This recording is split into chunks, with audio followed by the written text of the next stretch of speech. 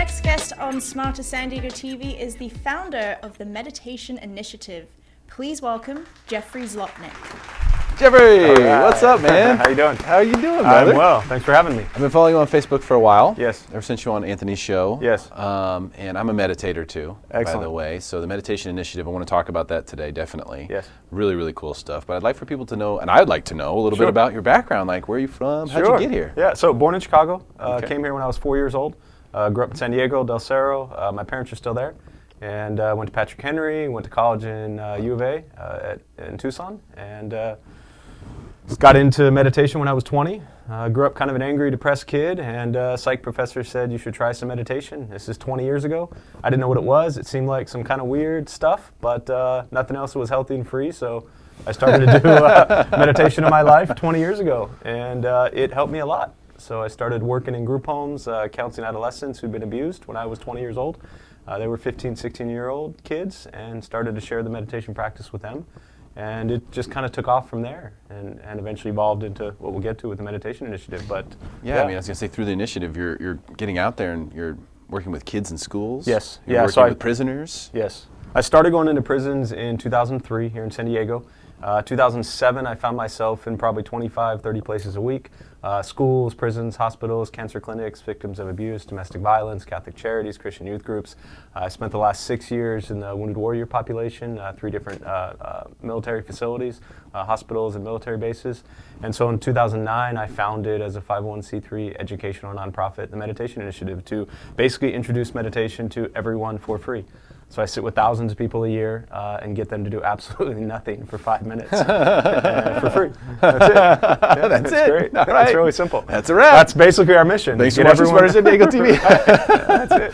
That's amazing. Yeah. So I think for a lot of people, they hear the word meditation and they think something Yes. that may not be what it actually is. Right. So how would you describe what meditation is? Well, to me, meditation is an intense level of concentration and focus. And I think one of the guys in the military summed it up perfectly. He was a Marine, and he said, "Thank you for demystifying the practice of meditation," meaning that the word meditation does mean so many things to so many people.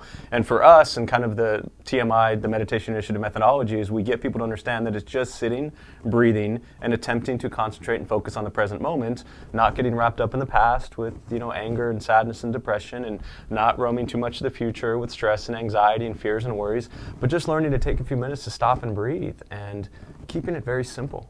Sort of trying to just re-access that present moment, that natural state, because we've all experienced a certain euphoria in life at one time or another. It could have been for seemingly no reason. Right. We're just having a good day. Yes. We were just really happy. Yes. And usually someone tries to bring you down when that happens, Right. It But happens.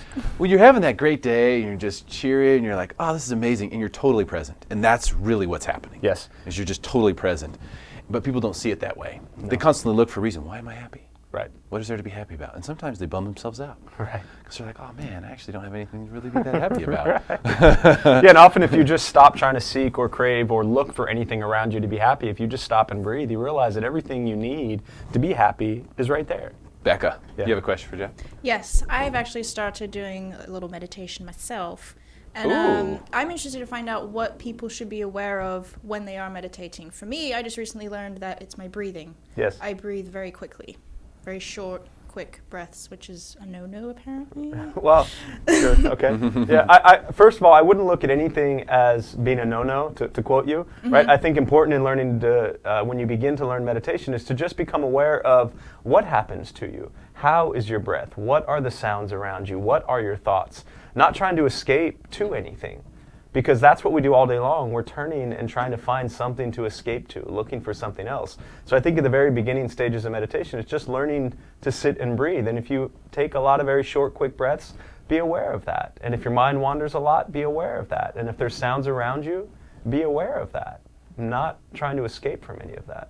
Okay. Which is great advice, because, and what you mean by that is, if you notice that you keep thinking about the future, right, or you keep thinking about what happened that day at work, don't be mad at yourself for that. Right. That's not interrupting your meditation. That sort of is your meditation. Correct. So it's okay, but just recognizing it is the whole goal. Yes. It's like, oh, I'm thinking about the past right now. Yes. Just recognizing it. I've been doing this 20 years, every day, probably 12, 13 years, and I always say my mind is still a mess. So we all have that to look forward to. And it's exactly that. It's recognizing that the mind wanders and learning to come back to the breath, but realizing that the mind wandering is not the problem. When we go through our day and our mind wanders to anger, the wandering thought to anger is not the problem. The problem is when our mind wanders to anger, what do we then do with the anger? Do we act on that anger, or do we recognize the anger and just come back to the present moment? And so really meditation is not about being good at meditation, kind of going back to your question. It's not about being good at meditation. It's about learning to take a level of clarity, a level of focus, a level of stillness into everything you're doing already in your life. Simply acknowledging reality exactly it is right here, right now. Well, yes. There's no reason I even need to be sitting here. You already understand. I think it's great to have you here. The meditation initiative is huge. It's gotten quite big over the years, yes. Formally, like I said, founded in 2009, but for me, really the last 12 years. And I can't even handle all of the requests that we get from around the country for people to bring the meditation into their environment. How can we help you with that? Is there anything we can do? Practice meditation. I think that's the best thing. I mean, our website, meditationinitiative.org, it has on the top right, it has a TEDx youth talk I did the last 3 years, 3, 4, 5 years ago, where I sat with about 400 kids. And did a 5-minute meditation with them. So to me, always the best thing when people say, how can I help the meditation initiative, is start a meditation practice. That's really the essence of the mission behind our work, is to get everybody to just sit and do 5 minutes of meditation every day. So the best way you can help us is do a meditation practice. Very cool. Yeah. That's so neat.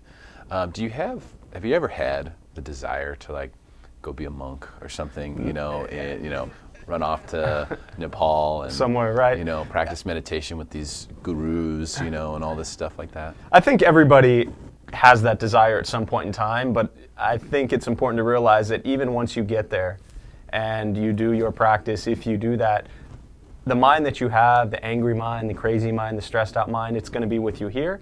And if you go sit in a mountaintop in Nepal, what's there is your same angry, stressed out mind. So it sounds like this very romantic idea and romantic fantasy of I'm going to escape from my life and go sit in a mountain somewhere. But the reality is learning to be quiet and still and peaceful in everyday life, to me, is what's most important. And actually probably better practice, because you have, it's easy to go into Big Bear and be in a cabin for the weekend and relax and be quiet and meditate a bunch and read and feel great, right? That's easy. Anyone can do that. And then 2 days later, you're back to your job on Monday, and that's where you have to bring the practice into reality.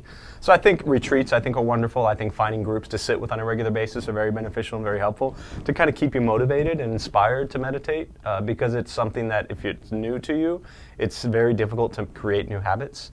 So I think finding others to meditate with does definitely help keep you motivated, like having a partner to work out of the gym with or something like that. Totally Definitely, agree. Yeah.